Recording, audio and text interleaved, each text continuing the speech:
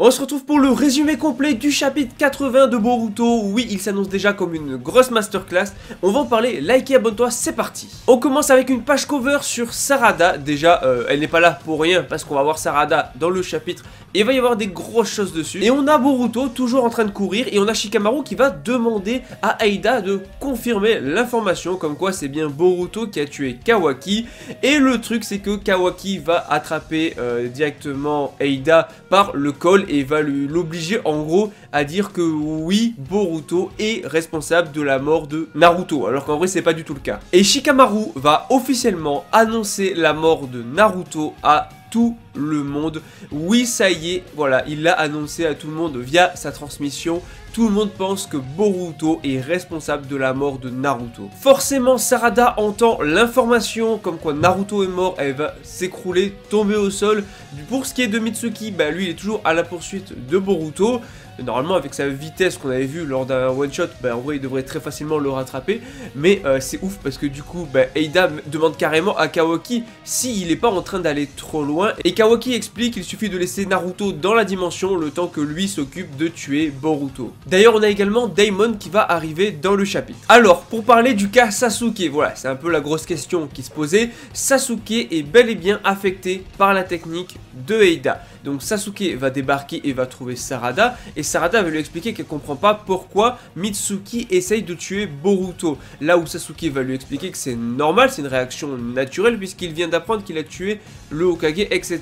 Donc en fait il pense que la réaction de Mitsuki est logique, puisque je rappelle que les positions de Boruto et Kawaki ont été inversées. Donc Mitsuki pense qu'il s'agit de Kawaki et non de Boruto. Et on a également une autre information, Sarada n'est pas affectée, mais Sumire ne l'est pas non plus, comme on le savait et comme on s'en doutait. On va également avoir un combat entre Boruto et la Team 10. La Team 10, je rappelle, c'est Shikadai, Inojin ainsi que Shosho. Donc ça peut être très sympa. Surtout qu'en vrai, dans l'anime, ça a été beaucoup développé, la relation Boruto-Shikadai. Mais en vrai, le combat va pas durer longtemps. On a également Sumire qui va informer Sarada qu'effectivement, tout le monde est tombé sous le charme de Aida, sauf elle et sauf Sarada. On ne sait pas encore pour Imawari.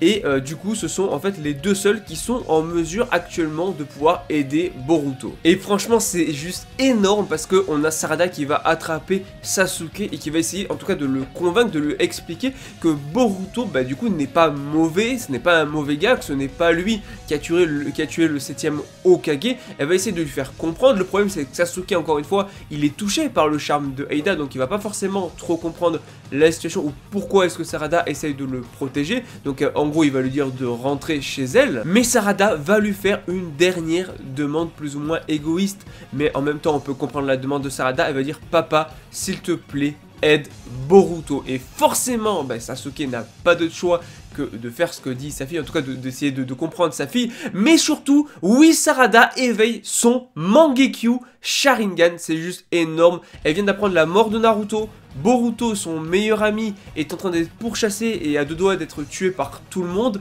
Là, clairement, elle a pu éveiller son Mangekyu avec ces pertes-là. C'est juste énorme. Donc voilà, je développerai plus son Mangekyu dans la vidéo review analyse. Là, je vais juste vous faire le résumé. Mais c'est juste incroyable. En tout cas, Sasuke va décider d'aider Boruto pour l'instant. Donc il va l'attraper, le choper et se barrer avec, malgré le fait qu'il était en train de combattre la Team 10 et tout. Donc est-ce qu'il va le considérer comme un traître? On sait pas. Et il va expliquer à Boruto la première fois où il l'a rencontré, quand il est devenu son disciple et qu'ensemble ils ont vaincu Momochiki. Et franchement c'est énorme parce que Sasuke juste c'est un god, c'est un god. D'ailleurs au passage Aida va entendre tout ça, en tout cas va voir tout ça, et elle va décider de partir à la poursuite de Sasuke et Boruto. Et pourquoi est-ce que j'ai dit que Sasuke est un god? Bon déjà outre le fait que le personnage en lui-même est un god, surtout parce qu'il va tout simplement remettre en question et ne pas croire en ses propres souvenirs. Oui, voilà, après il maîtrise le Sharingan et il sait que c'est possible de manipuler les souvenirs. Donc du coup il y a deux choses qui vont faire qu'il va croire Boruto, ou du moins qui va essayer de l'aider.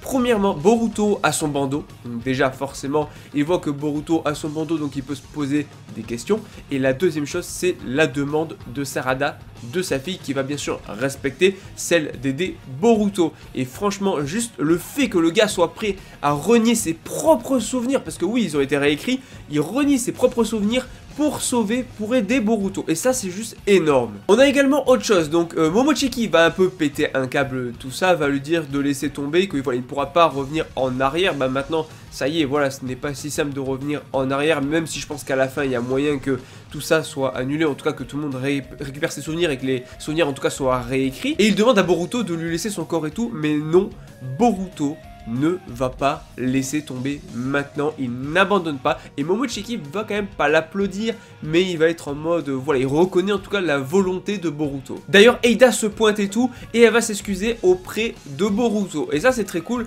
et en vrai, j'en parlerai un peu plus dans la review, mais Eida, je sens qu'elle va tourner du côté de Boruto, quand elle voit la mentalité de Kawaki, je pense qu'au bout d'un moment, elle va en avoir marre, et elle va se dire que Boruto vaut largement le coup, beaucoup plus que Kawaki. Et on arrive plus ou moins sur la fin du chapitre avec les dernières informations.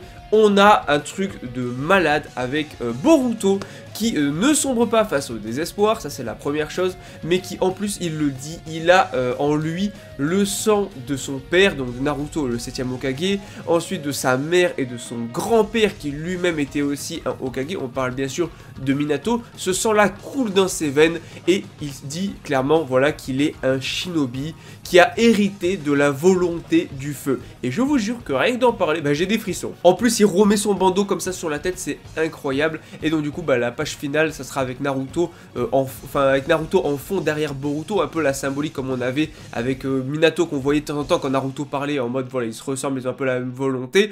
Et donc tout se met en place parce que Boruto va s'entraîner pour vaincre Kawaki. Kawaki va essayer de tuer Boruto et on a Code dans cette histoire-là qui lui va toujours opter pour la vengeance. Et ça finit sur Boruto qui dit: je vais mettre fin à ce combat de frères en tant que shinobi qui a hérité de la volonté du feu. L'histoire entre dans un tout nouveau chapitre. Donc oui, il y a une pause de 3 mois, donc je pense que clairement le prochain chapitre après la pause de 3 mois sera du coup l'ellipse, enfin on aura l'ellipse, ça va être juste énorme. On a probablement ici l'un des meilleurs chapitres de Boruto.